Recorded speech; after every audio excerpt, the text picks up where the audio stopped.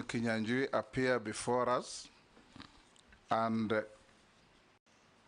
cross-examine nominee Kagwe on the basis of a memorandum that they have sent to us.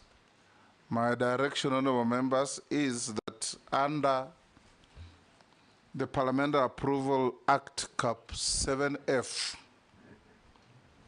Section 6 thereof, there is no contemplation in the Act of any contesting party to appear before this committee to cross-examine any nominee. The provision of the law is that whoever has any issues on a nominee deposits an affidavit, as the gentleman Aura has rightly done. Such an affidavit is then commissioned by a commissioner for oaths, as it has been done, and is forwarded to the clerk of parliament within the time stipulated. It has been done, and the committee will then, in the process of conducting the hearings, put questions to the nominee if they wish on the basis of the affidavit, and the nominee who has been furnished with the affidavit would have responded to all the allegations therein and advised that he has done. So the record is available to our support team, and whatever contents therein will form part and parcel of the findings of the committee in terms of its accuracy, its factuality, its veracity, and so on and so forth, in establishing the suitability or otherwise of the nominee. So to Mr. Aura and your lawyer, you're at liberty to sit in that gallery and listen to the proceedings, but the privilege of you appearing to cross-examine a nominee is not provided for in any law. This is not an adversarial proceeding, neither is it a trial. It is simply an inquisitorial process to find out whether the nominees are suitable or not. I think that clears the issue. I'll therefore direct that the first nominee, the Honorable Mutahi Kagwe, be brought in. Yes. Speaker. Yes, Majority Leader. Honorable Speaker, we are well guided by your ruling on that matter. Probably because Advocate Harrison Kinyanjui has many of our numbers. And last time we allowed Kenyans to contribute to the vetting process through text messages. Maybe you could also advise Advocate Harrison Kinyanjui. He can always, if he needs a follow-up question, he can always text any of the members present. Harrison, if you have any question that you think has been left out, you as truly here will receive it on my line or on any of the members. You are a well-known lawyer, and I'm sure you have sued some of these members here in different capacities. Send them messages, they will ask your questions. We have also received memoranda, like you briefed earlier, against and for the nominees William Kabogo and Kinyanjui. Will deal with them when they appear before the committee.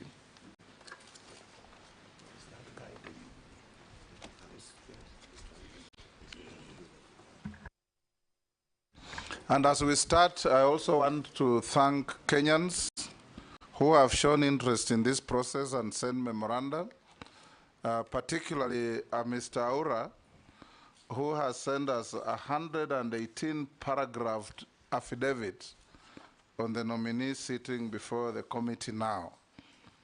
We'll now start. The Honorable Mutahi Kagwe, that's your name, but we'll invite you to put your name on record and wait thereafter for members to introduce themselves. Go ahead. Thank Thank you, Mr. Chairman. My name is indeed Mutahi Kagwe.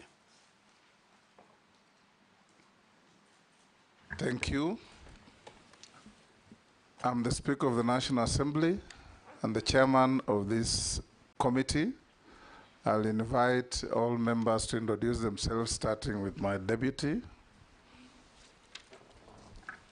Gladys Boss, member for Uasin Gishu County and also Deputy Speaker.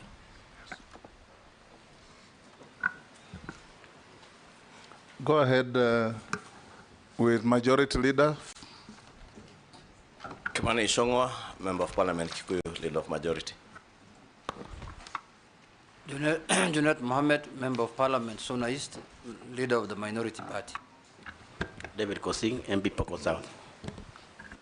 Nelson Koech, Member of Parliament, Belgut constituency. Gikaria David, Nakuru Town East constituency. Naisula Lesuda, MP Samburu West. Robert Mbui, MP Kadhiani, Deputy Leader of the Minority. Owen Baya, MP Kilifi North, Deputy Leader of the Majority Party. George Gitonga Murugara, Member of Parliament, Tharaka constituency. Ferdinand Kevin Wanyonyi, Member of Parliament, Kwanza, Trans Nzoia County, member of this committee. Abdul Rahim Daoud, MP for Nordimenti, Meru County.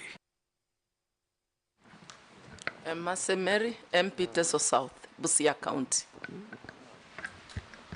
Abdi Shuria, MP Balambala, Garissa County. Honorable Mishi Mboko, MP Likoni, a member of this committee. Rehab Mukami, County MP Nyeri, member of this committee. Didoraso, MP Saku, Marsabit County.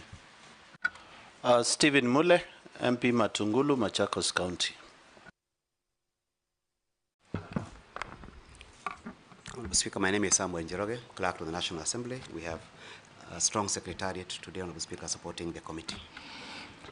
Nominee, all the ladies and gentlemen on the back row are our backup staff, senior officers of Parliament. We also have members of the Fourth Estate present. In the words of Edmund Burke, the most powerful estate in any establishment. We'll now invite you to take an oath. If you are Christian, you take the Bible. If you are Muslim, take the Quran, Holy Quran. If you are Hindu, there is a holy book for Hindus. If you are none of the above, you can affirm. I am a Christian, Mr. Chairman. Take the Bible in your right hand and read the oath as recited there. I, Mutahi Kagwe, do swear that the evidence I shall give before this committee on the matters under its consideration shall be the truth, the whole truth, nothing but the truth. So help me God. Point of order. Yes. If I'm not wrong, the nominee is meant to lift his Bible as gives yes. the oath. Yes. Very well. You lift it with your right hand. Go ahead. I, Mutahi Kagwe, do swear that the evidence I shall give before this committee on the matters under its consideration shall be the truth, the whole truth, nothing but the truth. So help me God. Thank you. Sit down and sign to the oath.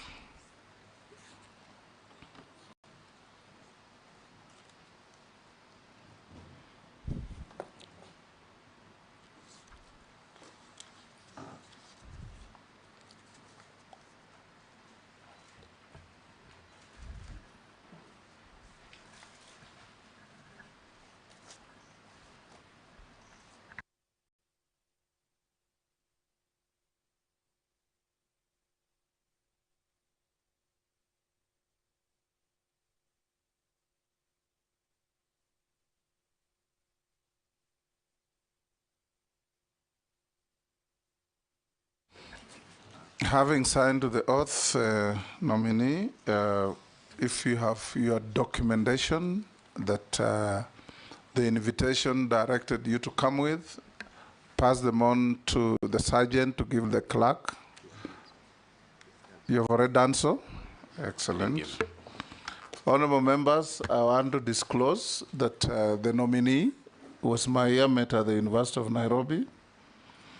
The nominee and I served in the cabinet of our late President Mwai Kibaki. That, however, will not in any way impair or affect my capacity to question him on his suitability for the job for which he has been nominated. Thank you. Now, Honorable Mutahi Kagwe, in less than 5 minutes, tell this committee who you are, your background, your education, and why you think you are suitable to hold office for which you have been nominated. Thank you very much, Mr. Chairman, and thank you, members of the nominating committee. First and foremost, before I start, Mr. Chairman, let me just say that I want to say thank you. First, I would like to say thank you to God indeed, because that is why He is why we are here today.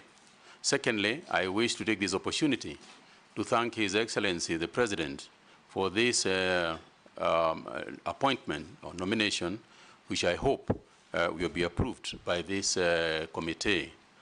Thirdly, Mr. Chairman, I very briefly will say that, as I said, my name is Mutahi Kagwe.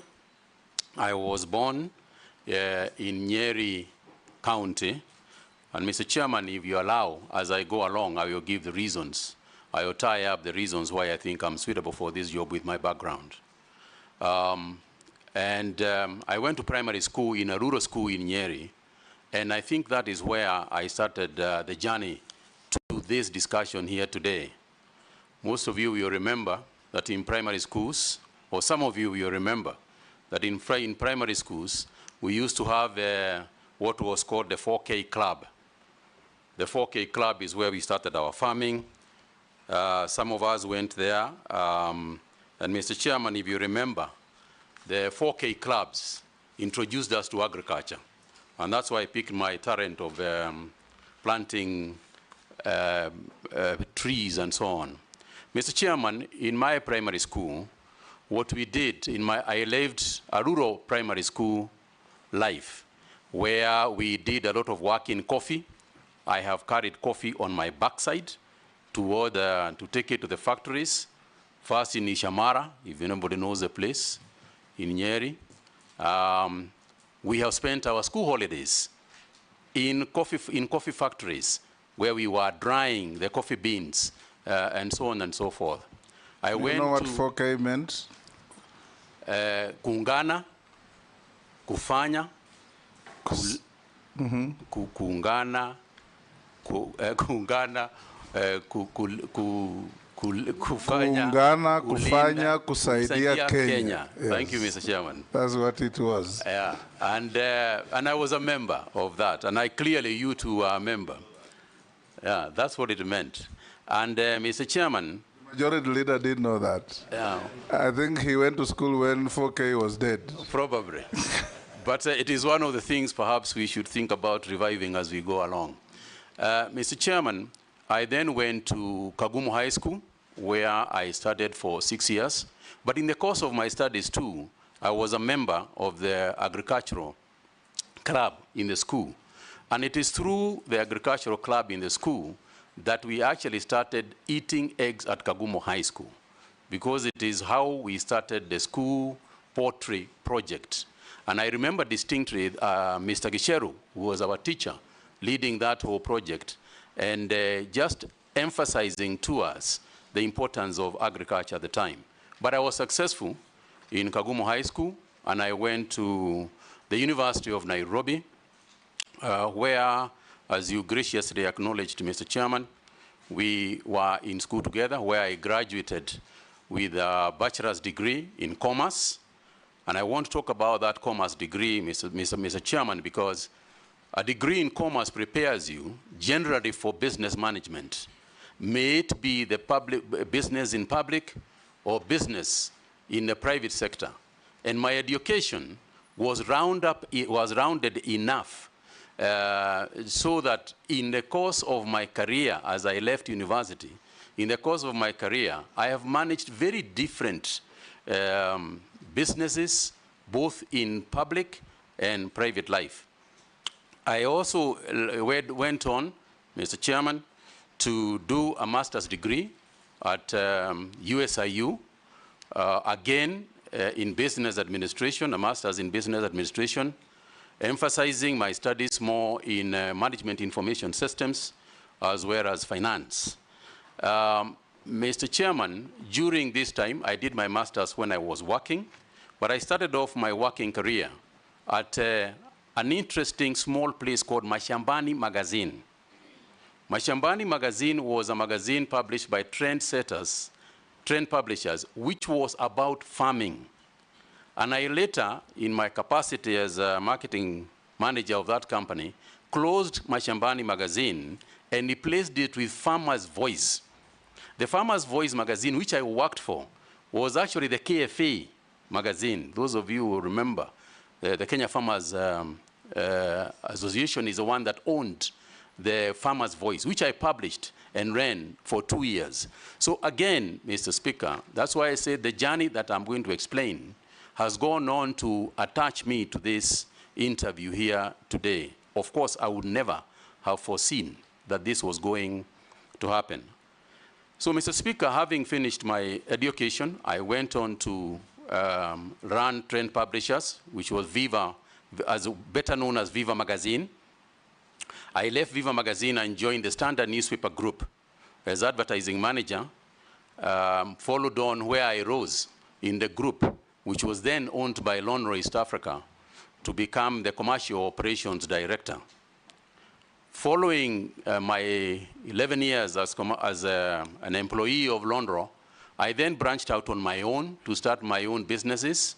And since then, that is what I have been doing in my private life, running businesses over that period since the year 1992, when I left former employment.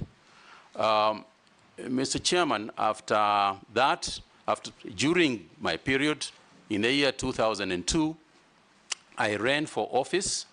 I felt that having done being educated, having then gone on to develop a successful career, I felt that I should do some public work and serve the people.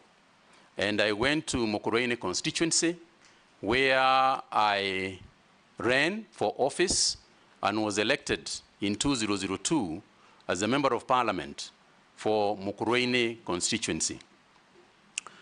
In the course of that, you will remember, Mr. Chairman, that at that time, cabinet secretaries, cabinet ministers were also appointed from the parliament, and I was appointed as the Minister for Information and Communications in the year 2005.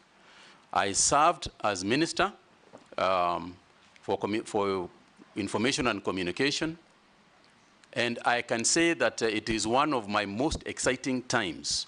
And in terms of preparing me for, again, going back to the cabinet as CS for agriculture and livestock, that's where I cut my teeth in that space of understanding government, being clear about the roles that the different arms of government play, being clear about the role of cabinet, collective responsibility, and other aspects that you learn as you do these jobs. I then, in 2007, I lost my position as member of parliament, but then I was appointed by His Excellency, late President Kibaki, to be chairman of the Multimedia University Council. I was the first chairman of that university and laid the foundation of what is now perhaps a uniquely placed university in terms of the technology space and communication space. And again, I'm very proud of my work there and what we did. I then, Mr. Chairman, left. Wind up. I then, Mr. Chairman, went to back to Nyeri County, where I became the senator of Nyeri County, followed after that by my appointment again back to the cabinet as the CS for health in 2019. And Mr. Chairman, all that experience that I have had, both my education, my experience in school, my experience in private sector, my experience as cabinet secretary and minister for information, cabinet secretary for health, have all, in my opinion, ably prepared me for this particular position.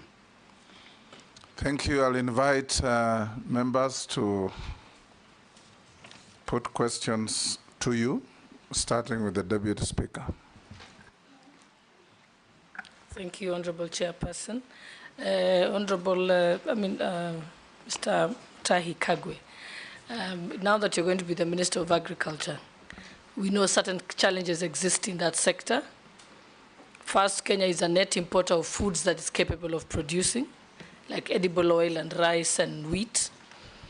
We also know the fact that the average age of a farmer is 65. Yet, our population is highly youthful. If you're approved for this appointment, what strategies will you employ to make agriculture more attractive and profitable to young people so that we can ensure that we have food security in the future? Thank you.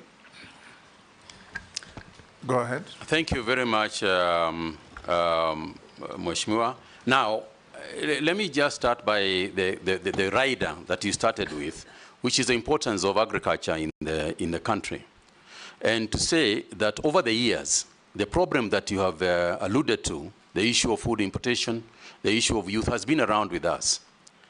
The framework on which the current agriculture ministry is being run, or is agricultural sector transformation and growth strategy.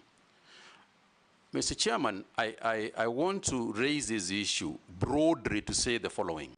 First, there's been a misguided notion, I think, over the years that we have all made. And that is to say that the focus, the initial focus of everything in agriculture is production. Mr. Chairman, what we must refocus on in the ASDGS is coming on for review, because it was structured in 2019 and is coming out for review after 5 years. Mr. Chairman, the only way that agriculture is going to be the kind of industry, the kind of structure, the kind of mainstay for our people that we are ever going to construct is if the farmer becomes a central consideration of everything that we do. Mr. Chairman, until and unless the farmer looks at his profit and loss statement and sees that he is making more money than he is spending, we are going to continue having issues of food security.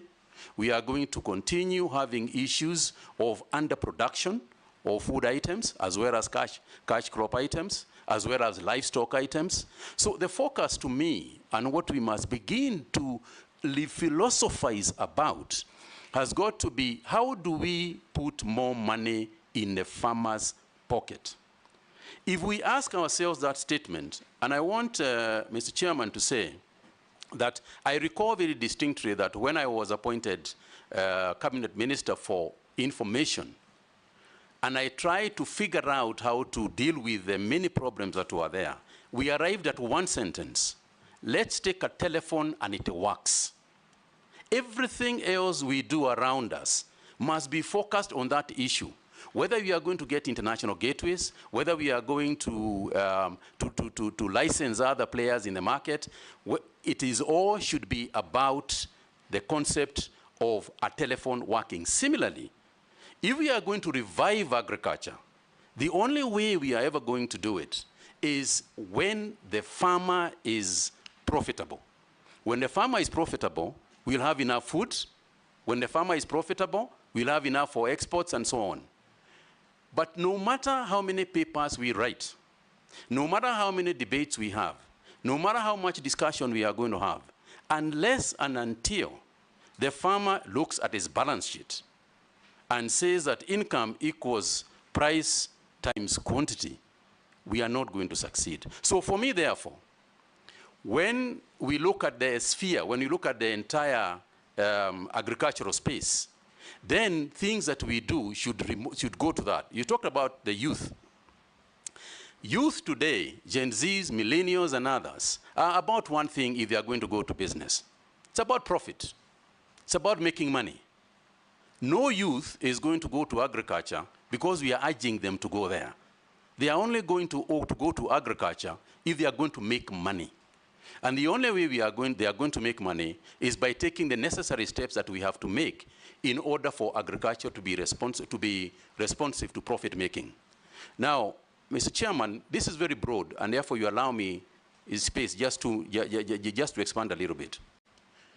There are many activities within the agricultural sector that we have to carry forward, that we have to do. For example, just to take youth as an example. In order for us to attract the youth into agriculture, youth have no land to grow food on. A lot of the young people don't have land. So we have to think broadly about how can we afford them land first. There is a lot of land, ADC and other organizations, private sector, land that is lying idle, that is not being used, that we can lease to these people. Now, in order for us to lease land to these people, we have got to make sure that the land, that the use of the land that they are getting is going to be profitable to them. Because that's why, in the first place, they are going to go for that idea. How are you going to do that? Our research organizations must ensure that we have done proper soil analysis. Our seed people must have the correct seeds so that people can plant seeds that germinate, seeds that produce the correct product. We have got to plant the right crops in the right places so that they can grow en masse and produce more per acre. So we have got to use the technology because youth are interested in technology. And also we have to define, when we say that the youth should be involved in agriculture, which part of agriculture are we talking about? Because it is not just about growing to grow crops. For example, tourism in agriculture is being involved in agriculture. You know, you travel all over the world and you see yourself being taken to places where they grow all sorts of things in other nations. We want people to come to Kenya also to see our agriculture. That's an area that can be attractive to the youth. There is fintech and agri-finance. These are the areas that the youth are going to be interested in. So in a nutshell, Mr. Chairman, the business of agriculture has got to be looked at from a profit and loss in order for us to make it worthwhile and in order for us to revive it. Agriculture for the youth must be made cool. It is too ordinary. It's too boring. Youth are not going to go there the way it is structured today. It's got to be something more exciting that involves technology, that involves new ways of doing things, that involves areas in agriculture that we have not quite spent our time on, things like hydroponics, aquaponics. These are areas that they are going to look at. The use of technology means that they are going to introduce new things in agriculture that do not currently exist. What does that mean, therefore? It means that the training that we are going to engage in, working together with the ministries of education, we have to look at the training that we are giving the agricultural sector, the agricultural students. What are we training them in? The future of agriculture is going to be in technology. AI, for example, artificial intelligence, is going to play a very crucial role in the future of agriculture. And if that is the case, are we educating our people, our future farmers, enough to deal with that issue? They are doing it elsewhere. If you go across the world, they will be doing that. So the question is whether we are preparing ours to compete with the best in the world. Thank you. Majority Leader, I will encourage you, nominee, to exercise some brevity in answering questions. You have 2 hours engagement with us. I'm trying, Mr. Chairman. It's just the breadth of the question. Yes, Majority Leader. Thank you, Honorable Speaker. Honorable Speaker, maybe I'll start the CS nominee from his response to Mr. Ura's affidavit in respect to your suitability for appointment based on your professional academic qualifications. And he responded by saying that the fundamental criteria for appointment to such a position is based on one's ability to provide effective leadership and service to the public.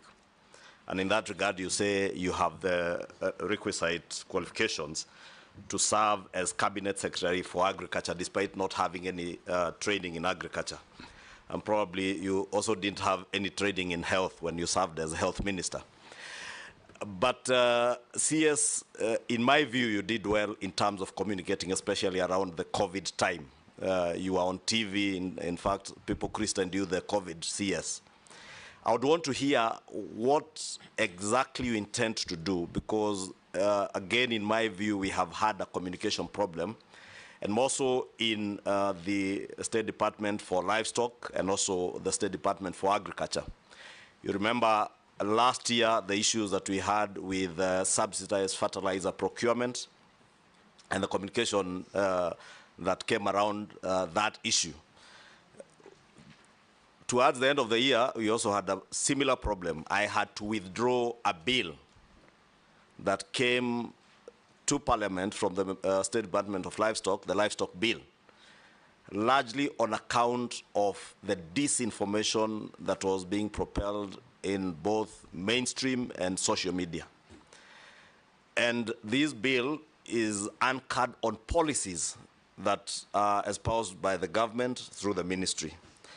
I would want to hear what you intend to do now as Cabinet Secretary. One, to provide that effective leadership within the ministry, to communicate effectively to the public what is contained in the bills that you will bring to Parliament, because Parliament tends, and in this case, my office of the Leader of Majority, we tend to take the flak from everybody, believing that all legislation that comes from government is authored by parliamentarians and the office of the Leader of Majority. So I want to hear first what you intend to do to ensure that there is effective leadership in terms of communication. And as I said, in my view, you have done well in your previous postings, whether it was in ICT or in health. To CS, I've also noted from your CV and the documents that have been submitted, as Cabinet Secretary in the past, you have served for 2 years in all the ministries you have served. Is it coincidence or fate? Because you are CS Health for 2 years, you are CS ICT again for 2 years. Are you going to be CS Livestock Agriculture for 2 years since you are being appointed in 2025? I don't know whether it's fate or by design. Lastly, you have spoken at length on the nexus between farming and the profit and loss for the farmer and what you would want to see in the ministry.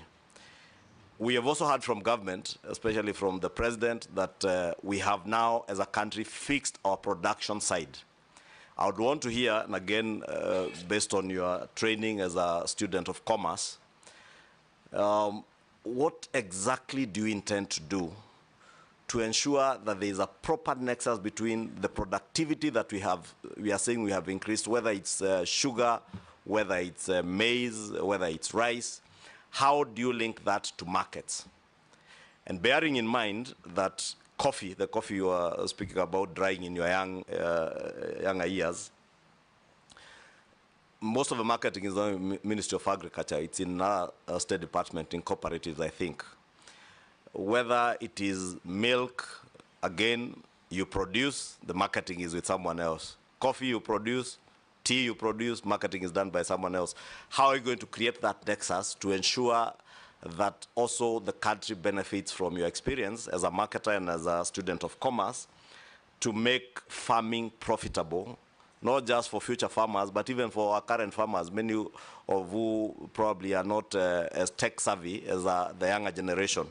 And I would really want, I was looking to hear when you spoke about the P&L, how you intend to get that nexus between the good productivity that we now have to making profits for farmers to make it profitable, because that's the only way you'll be able to sustain.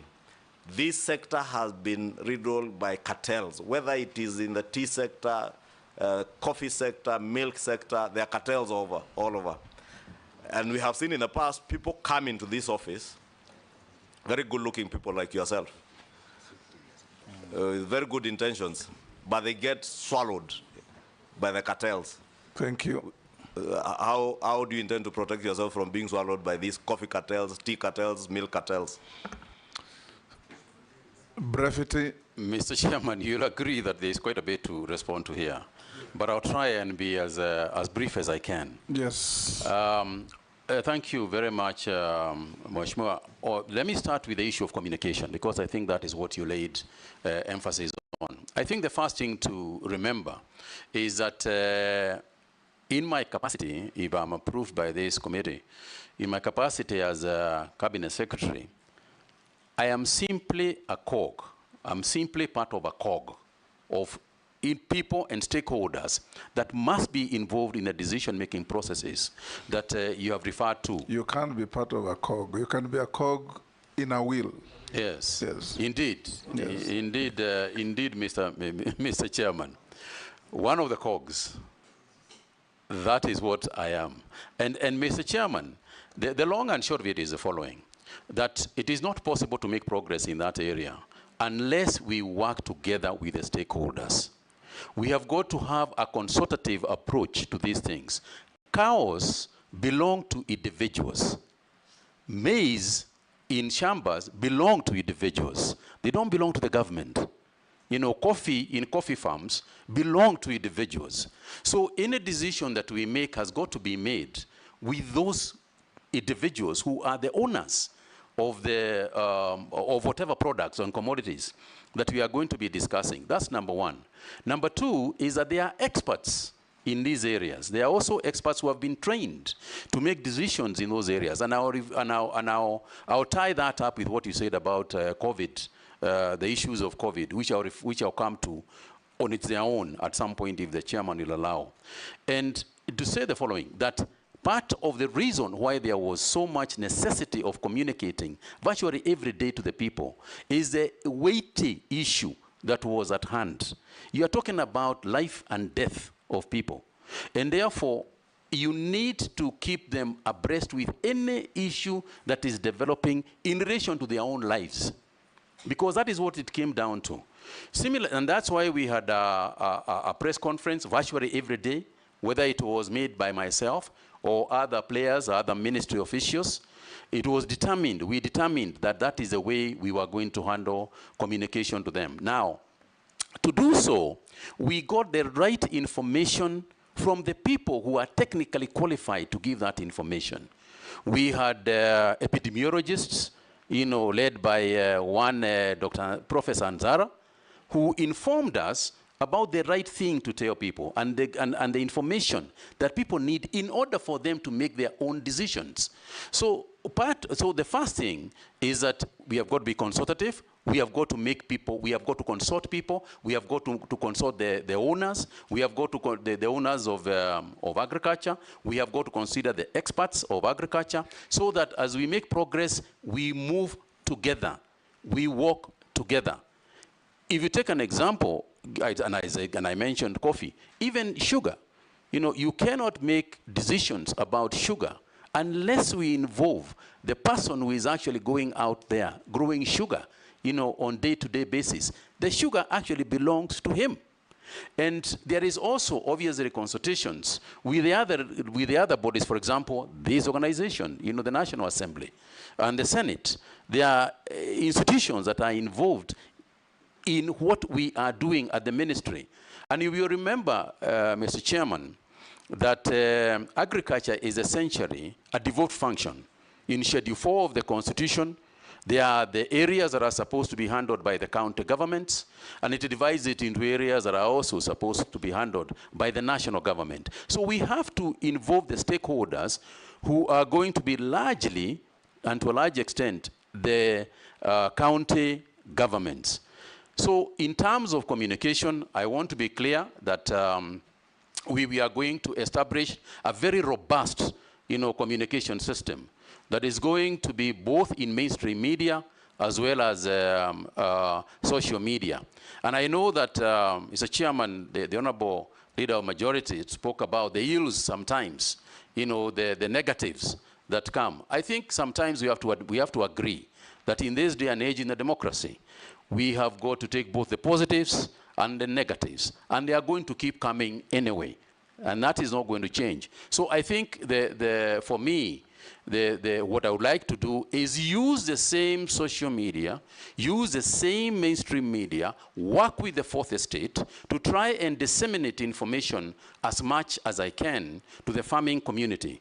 And it won't be the first time, because during the period you have referred to, during the COVID period, part of the key players in terms of dissemination of information and the buy-in to the activities of government was actually members of the fourth estate.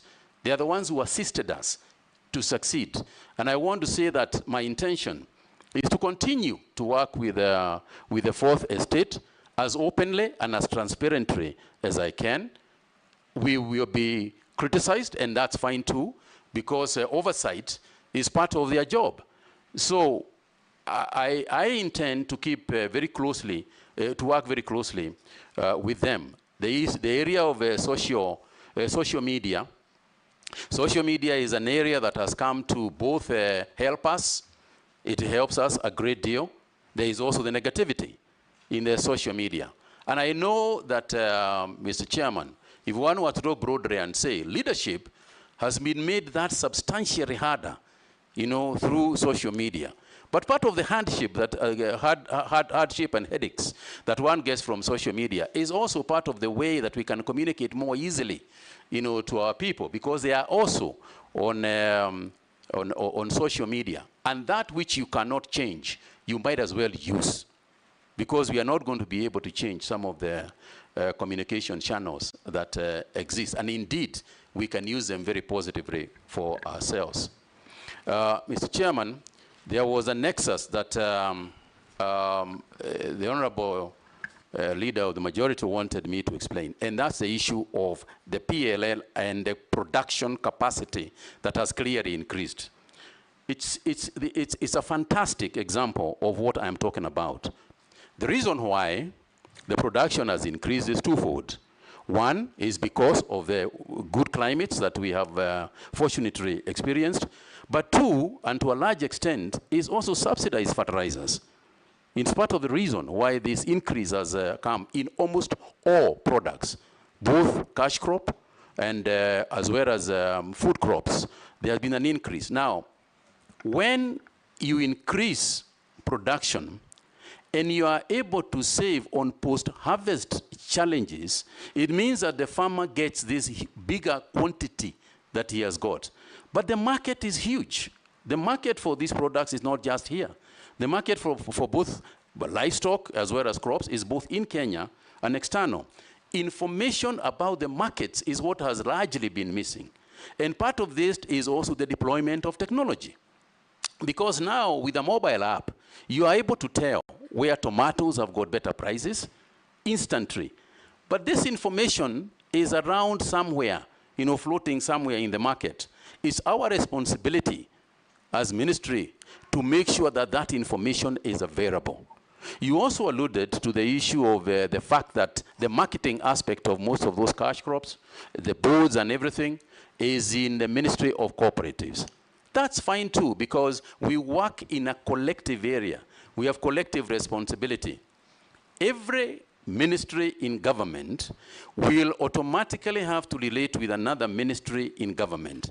And it is not just the Ministry of Cooperatives that we have got to work with. We have got to work with the Ministry of Energy, for example. Right now we are waiting for the Ministry of Energy to connect to Kenani, to the Kenani leather park that the ministry is establishing. We are waiting for the Ministry of Water, you know, to also connect water. So we will have to work collectively. We have to work together. Again, coming back to the example that you gave, if you look at the management of COVID-19, it was a whole government approach, whereas the central ministry was the Ministry of Health. The activities that were happening, keeping law and order, you know, the Ministry of Health does not have any askaris. That is Interior that was assisting us in keeping order. The Ministry of Health does not have, is not in charge of matatus and so on. Yet, we are to contain even containment measures, included the transport sector. So we have to work with the CS for transport. Education is not part of health, but it was a huge, huge part of the activities on the Ministry of Health during the COVID period. That too simply illustrates that you need to work collectively with other ministries, and that forms part of collective responsibility. Yes. Junet. Thank you, Chair. I'll be very brief. Chair, I wanted to ask which chair? Chairman, Mr. Speaker, Mr. Speaker, Chairman. Chairman, I want to ask the nominee. I gave the latitude to your colleague. Now, muulize swali moja moja. Yeah. Go ahead. One is a general question. Chairman, I want to remind the nominee, or to inform him that in the last 2.5 years, he will be the third Minister for Agriculture. There was one who came at the beginning, second one came, we vetted him, you are the third one we are vetting. If you are approved by this House to become the Minister for Agriculture. And the last one we vetted, I asked him a question. I told him, do you know what you're getting into? He told me, yes, I know. I want to ask you also, do you know what you're getting into that ministry? You need to tell me more what you think of that. The second issue is the people or the ministry concentrates so much on agriculture and normally forgets about livestock. And in many countries in the world, their GDP growth is even contributed much higher by livestock than agriculture. What do you think you will do in the livestock sector so that the GDP, the livestock sector can contribute to the GDP of the country? And what is your position on the vaccine that's being proposed to give to livestock in this country? What do you think it is? Or how will you implement it? Or what are your views on that thing? Point of order. Yes. I think if you allowed 3 questions, because many of the questions, you will easily answer them with, many responses. Yes, that's what I was going to do. Okay. Posing. Thank you, Chairman, Speaker. To the nominee, Honorable Mutahi Kagwe. Following what Honorable Junet said, many people think that the Ministry of Agriculture is crops, forgetting the bigger, which is livestock. My question will be, what will you do, particularly the pastoralist people, who keep a lot of animals, but during let's say, drought or something like that, they lose all of them. What will you think, or what will you do, or what will you tell them to listen, that even before drought, for example, that you can buy all of these animals and then give them money to wait until drought goes, then you bring number 2. You are going to be Minister of Agriculture. Where is agriculture? There's no agriculture in national level, in my view. If you look at also first schedule of the Constitution, agriculture is devolved. So when you are minister for who or for what at national level? Are you going to be marketing officer of agriculture, or what is it? And yet agriculture is at level. My proposal will be, or what I want to hear from you, what nexus or structure, legal structures or implementable structures that will be between you yourself and the counties. Because without counties government, without county people, agriculture will just be almost, at national level, it will be a talk show if you don't bring in counties in terms of implementation. Thank you, Chairman. Nelson. Thank you very much. Many commentators, Mr. Honorable Mutahi, believe that you did actually handle COVID-19 quite brilliantly. But however, there are questions and of misappropriation, massive theft at that time, particularly in Kemsa. There are cases that have been handled by this House, particularly by the Parliamentary Accounts Committee, and I just want to draw your attention to a few of them. Number 1 is a question on expenditure of 2 billion on budgeted items in breach of regulation in 2015. Rather, Regulation 2015 requiring public officers to act in the government's interest to be aware on essentials of vote control process. There's also single sourcing of COVID masks supplied contrary to Section 69(2) of the Public Procurement and Asset Disposal Act. I will not highlight all of them, but most importantly also was the acquisition, nominee on vaccines. It is believed that you failed to account on the procurement of 1.6 billion worth of vaccines, and it is still a subject of investigation by this House. What do you have to say about all that was said at that time, that there was a lot of misappropriation in KEMSA?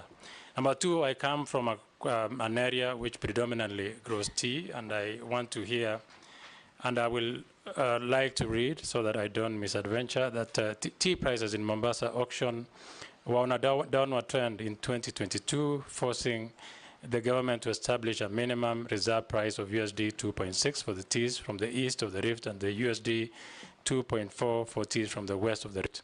This initiative was aimed at stabilizing the market and addressing the declining tea prices at the Mombasa auction.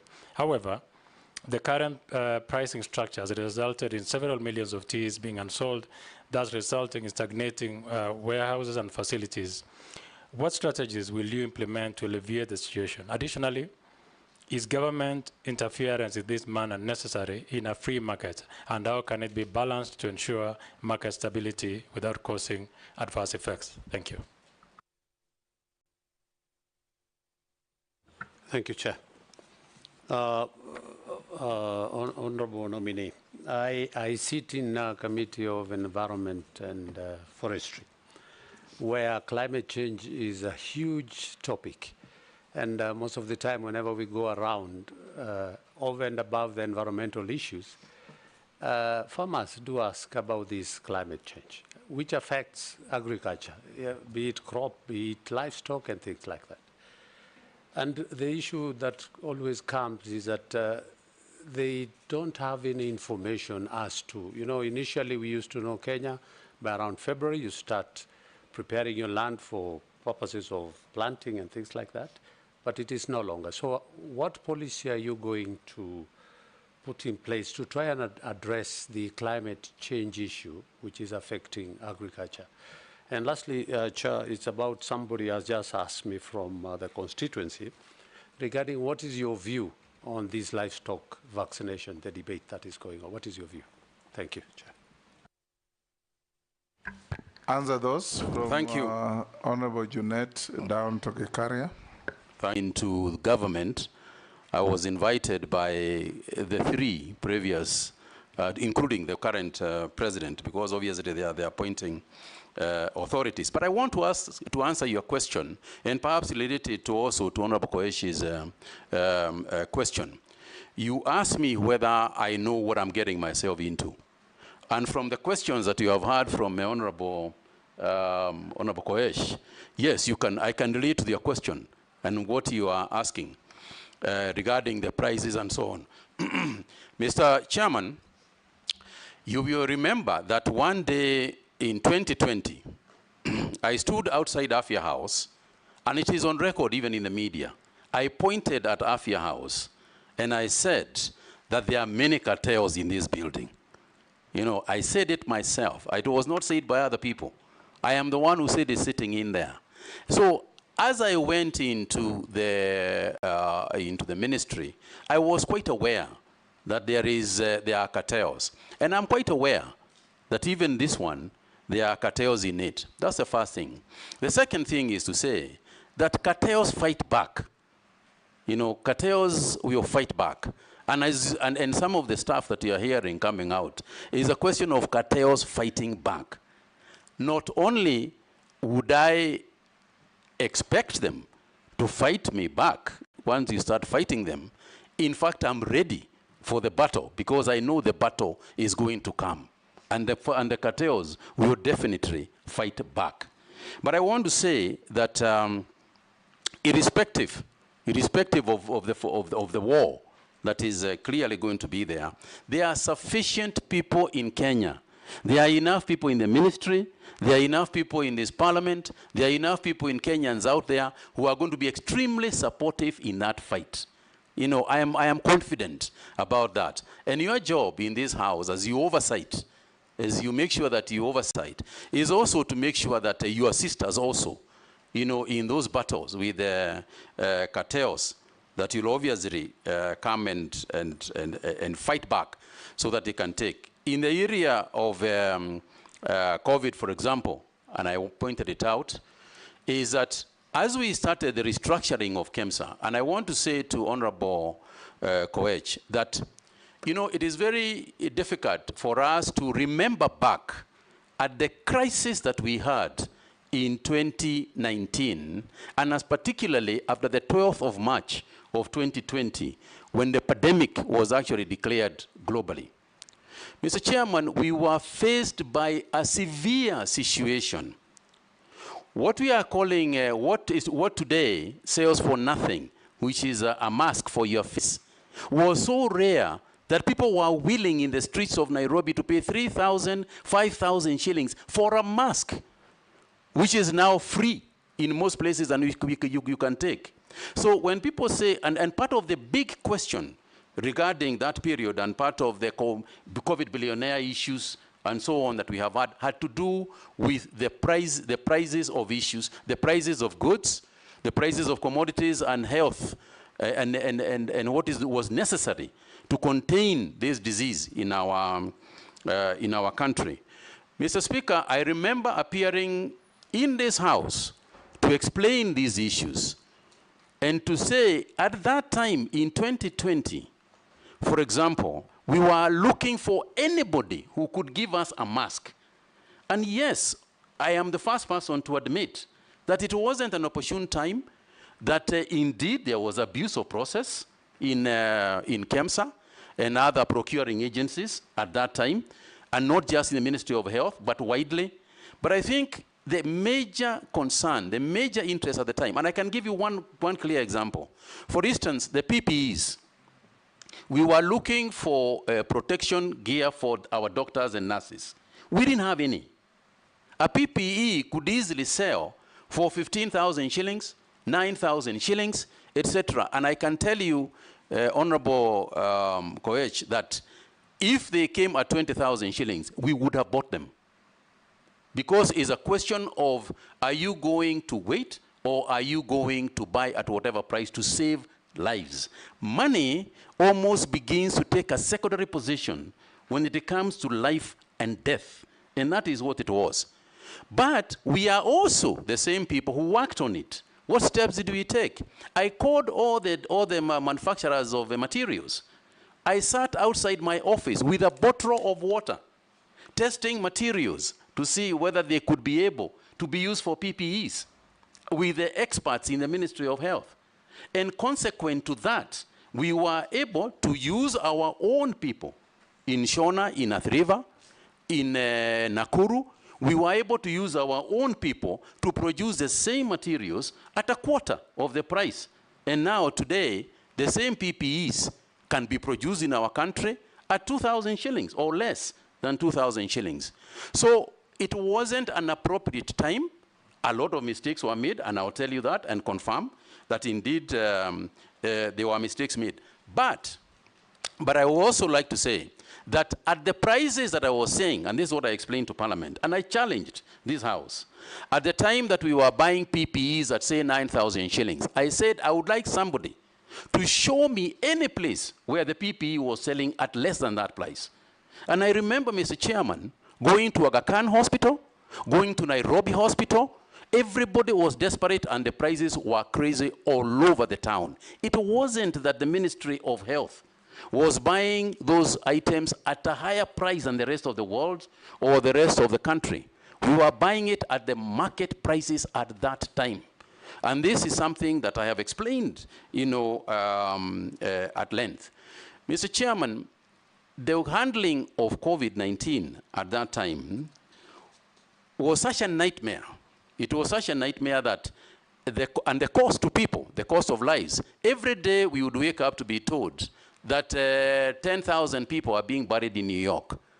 The Italian government has given up and surrendered, that everybody is dying. In South America, people are being dragged out of houses and being burnt outside, they are cremated outside their own houses. So it wasn't a time that people were making very, very rational decisions. It was a desperate period, but we did what we had to do. And Kenya, by the way, is one of the countries that got praised because of the work that they did. And Mr. Chairman, I will say this. I am prepared to do, I take responsibility, and I did, and I said everything that happened that was not correct in my ministry, and throughout that COVID period, we must take responsibility because it was there. The negatives, I take responsibility. The positives, I give credit to the team that was working at the ministry. All the members of the National Emergency Response Committee, of which I chaired, that included members of defense forces, members of all ministries that were involved.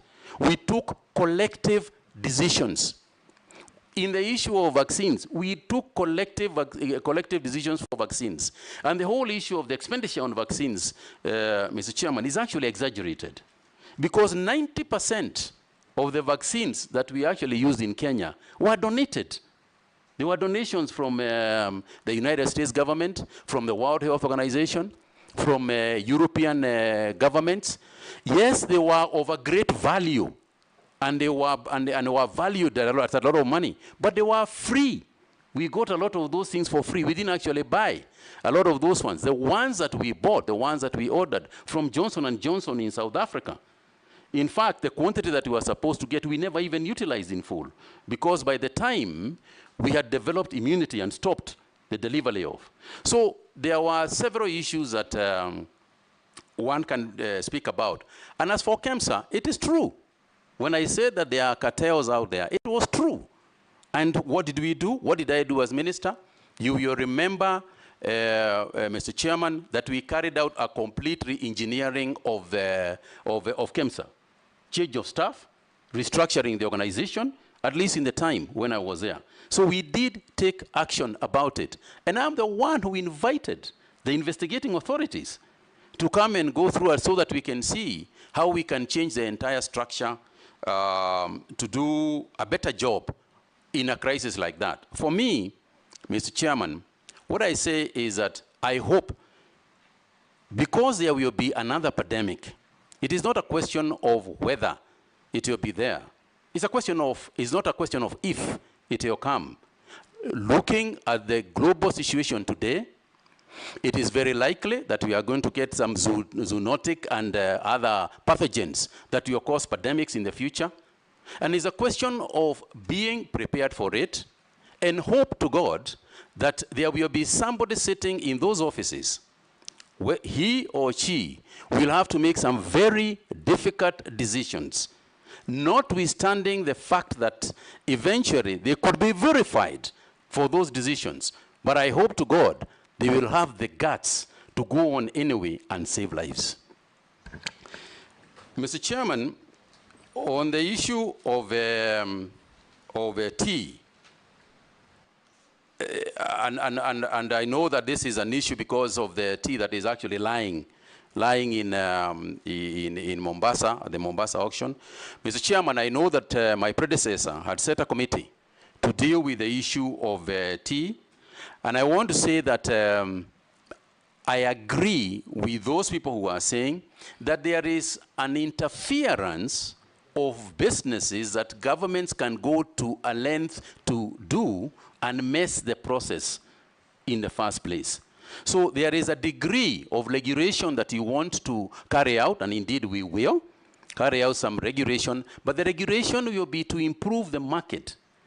Our job, as you asked about what is the ministry going itself doing, given the fact that it is a Schedule 4 divides it amongst both the county governments and the national government. I think if you look at Schedule 4, you'll see that the breadth of involvement of the national government is quite large.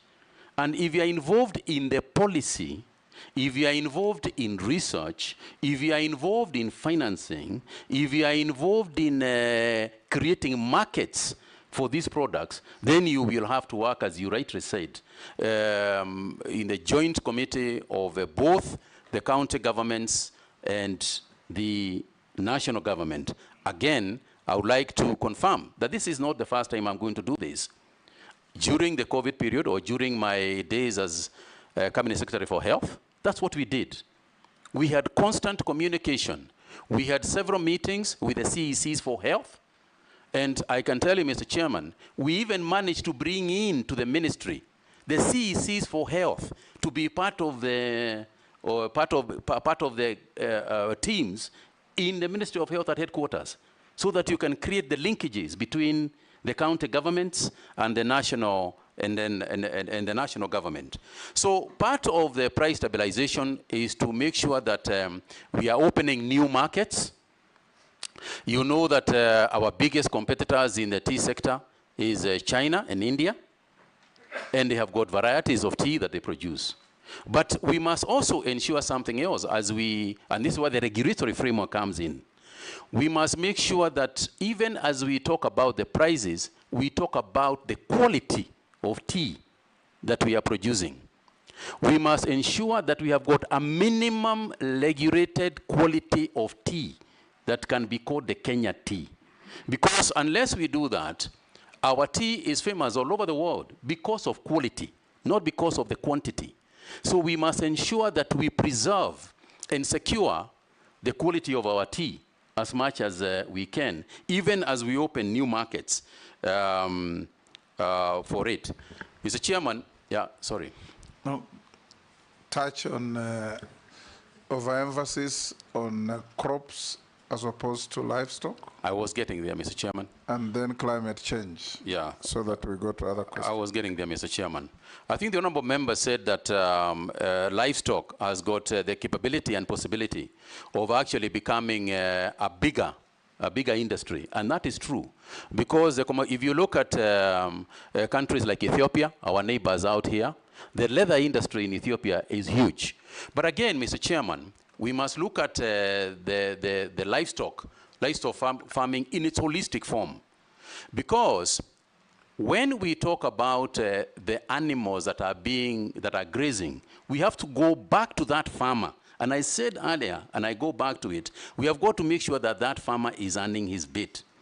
Part of the measures that we must take, especially in the pastoralist community, is education and extension farming, extension livestock experts. They must talk to our livestock grazers and our livestock keepers and the breeders themselves. Because part of the way that we can develop the leather industry is it comes back all the way to the skin that the animal is walking in. Because that is where the quality of the leather first starts. For example, if you have got barbed wire in the compound and a cow grazes along the barbed wire and tears just a little bit on its skin, that leather is already affected. It is as complicated as that. Mr. Speaker, you'll find that the leather that we are producing in terms of quality is second and third grade. So we have got to go back to the farmer and say, as you keep the cow, since you want to make money, make sure that the skin, the hides and skins are taken care of. We must go all the way to the guys who are not just feeding the cows. What feedstuffs are we giving these cows? And you'll find that when we are looking at a basic cow for export, 200 kilos is the average weight of our cows.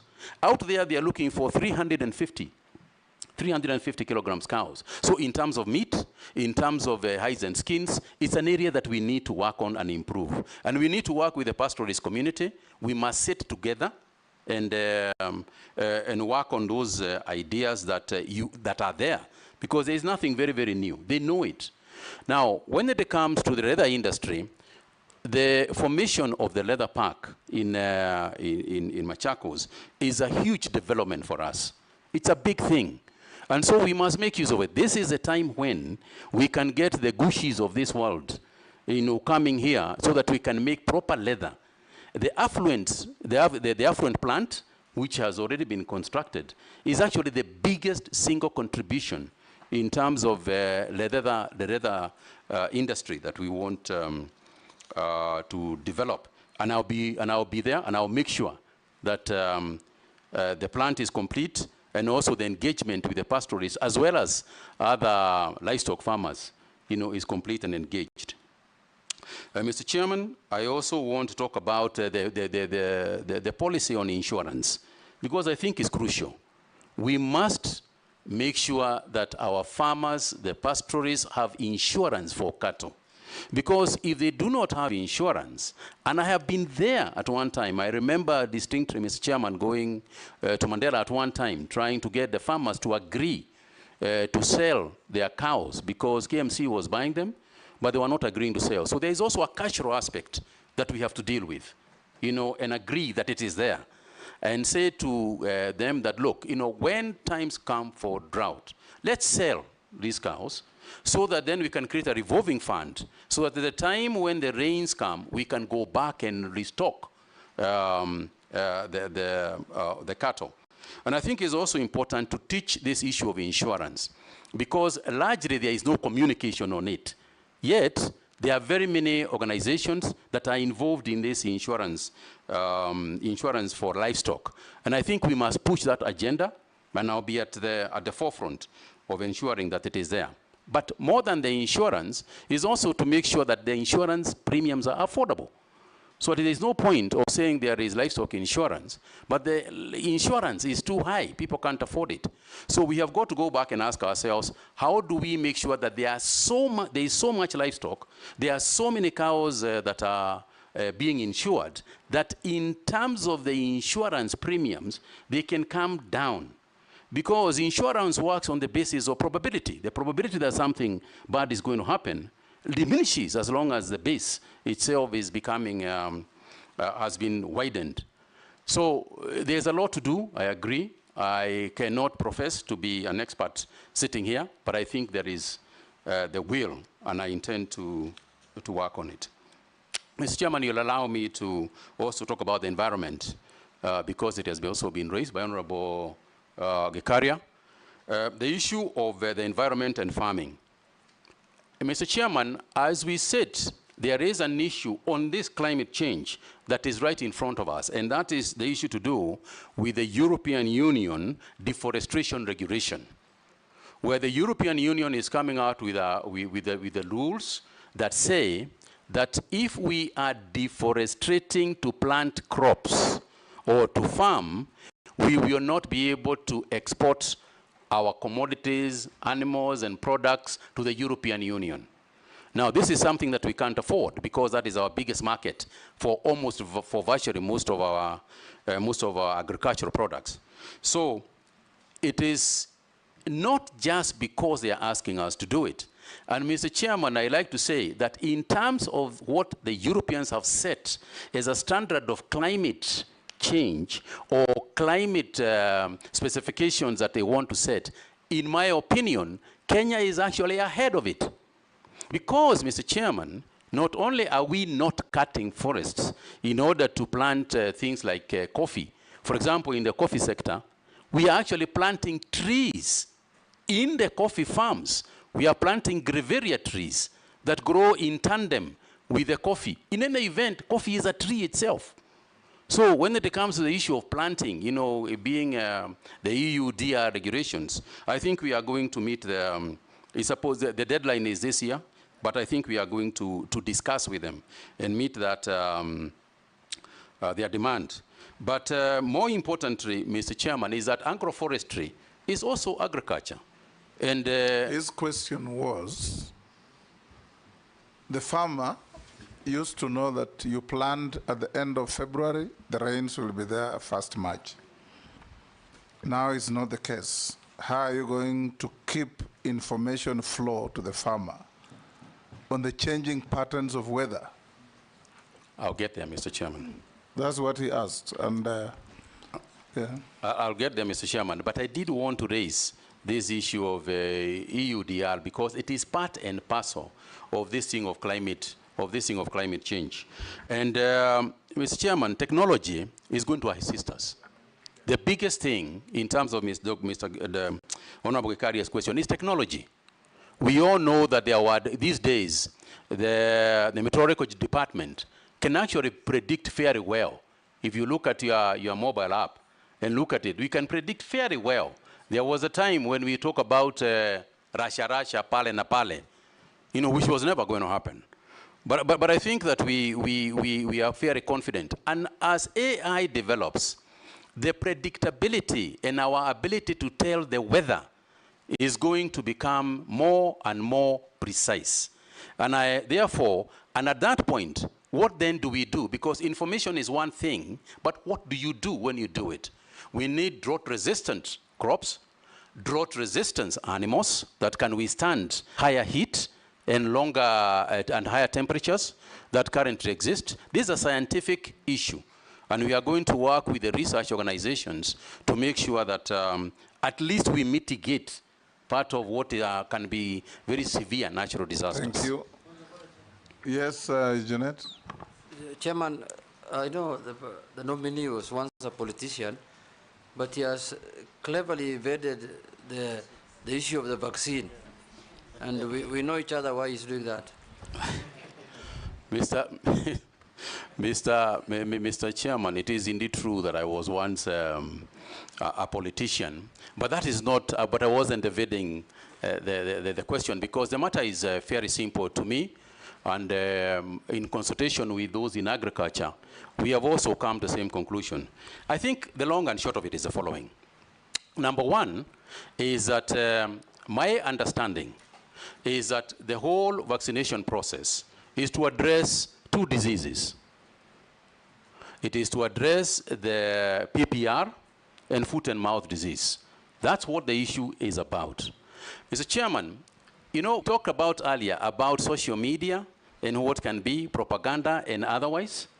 And I think the most important thing is to involve those involved in the industry, including the members of this House, is to involve those involved with the information that we have.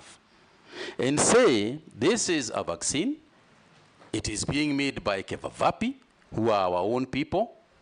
It is for this and this purpose.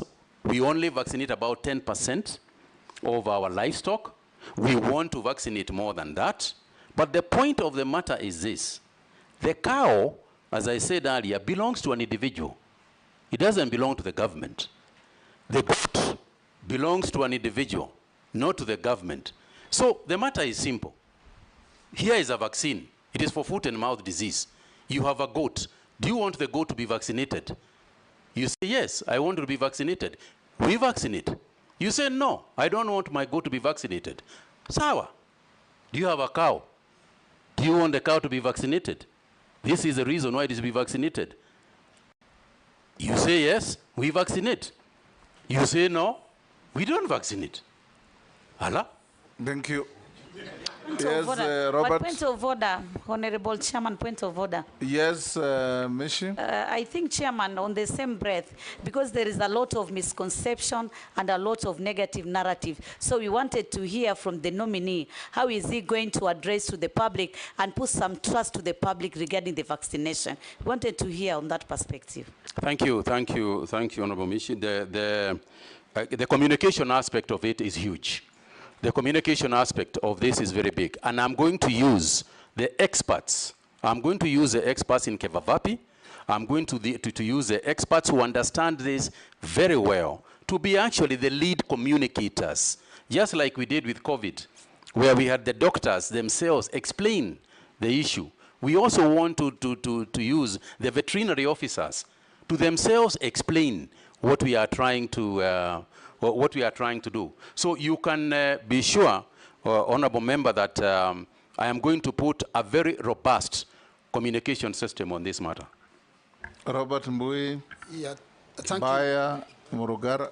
Speaker, maybe before we leave that issue of vaccines, yes. Because I remember CS Mutahi telling us, if I can get it, you can get it on COVID. And largely, the issue of vaccines, the problem has been misinformation and the people communicating.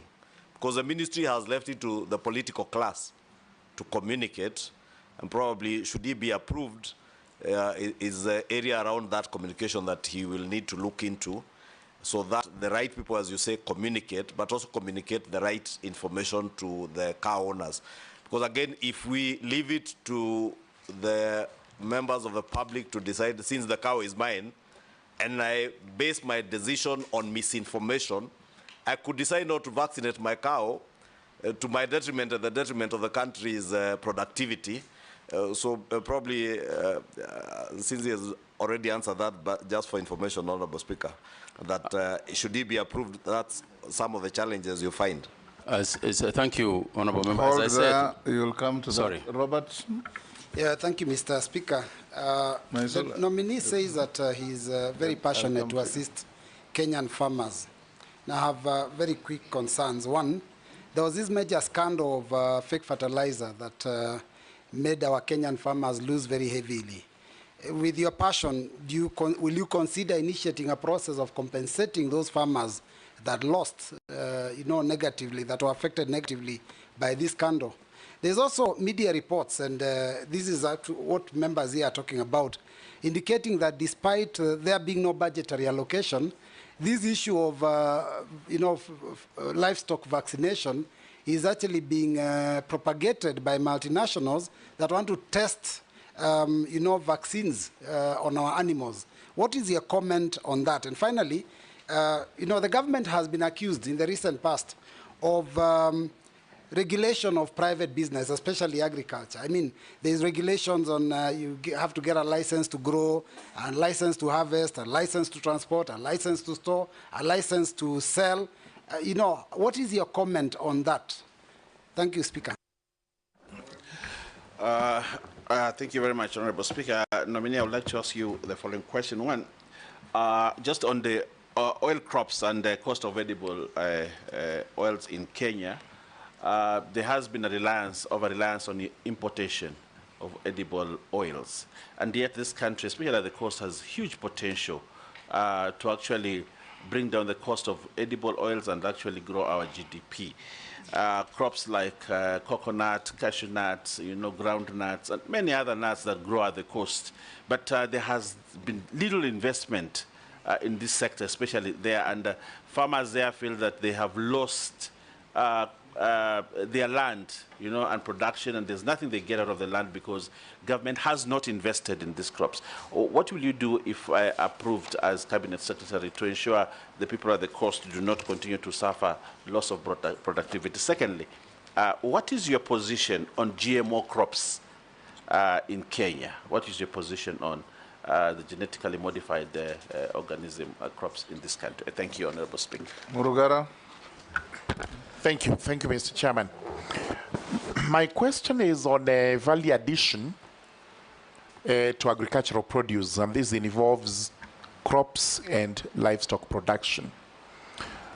The first one is that the reason why farmers are actually finding it difficult to get into agriculture is because they have to sell their crops raw without any value addition, as a result of which they are so cheap that it is expensive to grow them, it is cheap to sell those crops. Number two, also use of prohibited pesticides and chemicals to spray the crops. And when it comes to livestock, to actually vaccinate, as you have just explained, and to treat the diseases that affect our livestock. Some of the chemicals we use, pesticides, are banned in countries where we are supposed to be selling those crops. What are you likely to do so that you are able to cut the niche of the market out there as regards our agricultural crops and our livestock? Ferdinand. Nominee, I come from Tanzania, and I want to be very, very specific. First and foremost, distribution of the fertilizer. Farmers must be attracted to do their job, but the distribution of fertilizers in the country is bad because it's put in one place and the farmers have to travel miles and miles to get whatever they want to go, so that the cost of actual production goes up. And so most of them are actually discouraged. Secondly, and I want to just correct you, you talked about the youths. I think you have to get the youth to get into extension services, because that is very, very important. And for you to get this youth, you must have program to attract the youth so that we have these extension services so that the youth can be able to go there and do some work. And I think it's very important that we get that right. Lastly, if you don't mind, we had fake fertilizers, and the farmers, I don't know whether somebody asked that, but I don't think, yeah, somebody asked that. If we did, then of course, specifically, we have ADC land. And you rightly say the population of this country is going up. And yet ADC farms are lying idle. What are you going to do if you actually make you a minister for agriculture? Be specific on this one. Thank you. Last on that round, Naisula. Thank you, Mr. Speaker. On the issue on livestock farm, I just want to put it to Honorable Mutahi Kagwe that it's one thing to speak very flowery words about leather, about livestock, but when you look even at the budgetary allocation that is given to the State Department on livestock, it is very minimal. And being honest as a country in ensuring that we take livestock matters seriously, because if you look at even the funding, most of the time it is donor funded. And donor funded, you know, it is for a specific period and for specific interventions, but not the whole aspect of it.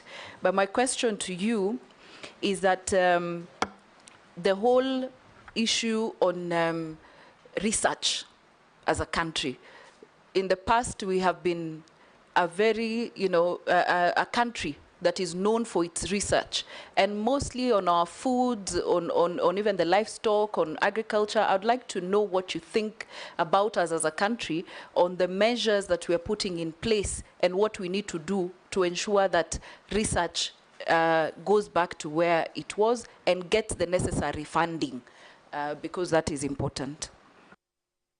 Nominee, you can answer those 5. Thank you very much, Mr. Chairman.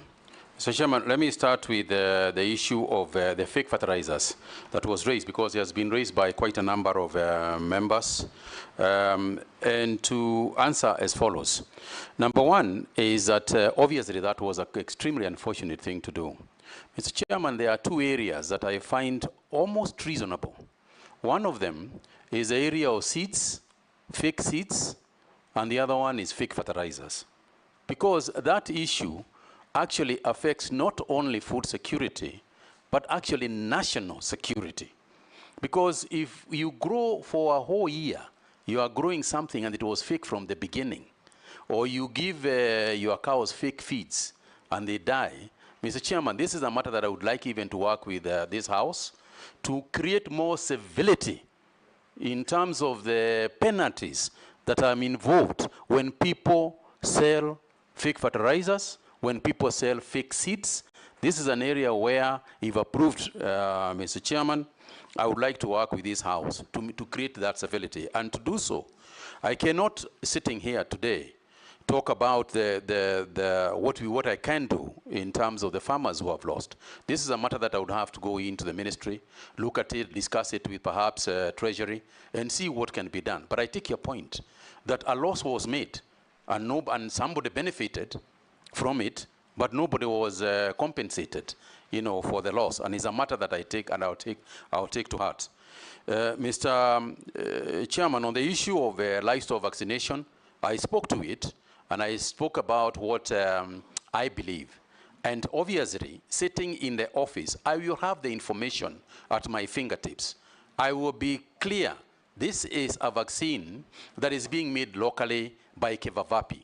One of the things that I would like to say as a highlight to all the things that I have been asked, including the pesticides that I think Mheshimiwa Ferdinand spoke about, is to say that there will be a rule of thumb that, in my opinion, the ministry, if approved, would adopt. Number one is this: whether GMO, whether pesticide, whether fertilizer, if that product is not being used in its country of origin, it will not be used in Kenya. If it is a fertilizer, if it is a GMO product, if it is a seed. Do you know the case of Roundup? Yes, I'm aware of the case of Roundup. I'm conversant with that debate, Mr. Chairman. In fact, there was a luring in Australia, I think it's this week or last week, that was made on the same, where in Australia they said that it is not carcinogenic, but this is something that I will sit with my scientists and my decided decisions will be made on the basis of science and data. Because it is not enough that I proclaim here, but I can tell you that there will be no product that is going to be sold in this country under my watch in the Ministry of Agriculture and Livestock that is going to be a product being tested here. We are not guinea pigs. We will not be used by anybody as guinea pigs. I am aware, Mr. Chairman, for example, there are some organizations overseas that are rebranding their products so that instead of coming as the main product which has been banned overseas, they rebrand themselves as another product so that we can pass it here. And I can tell you that we will be as vigilant as we can be to ensure that we protect our farmers as well as our private sector players. In terms of the taxation regime, because I think, Honorable Member, that's what you are referring to. Yeah, the regulations and the many things that you have to pay. You have to pay for research, you have to pay for transport, you have to pay just to be able to export. You have to be able to, every single document has got a tax on it. You know, this is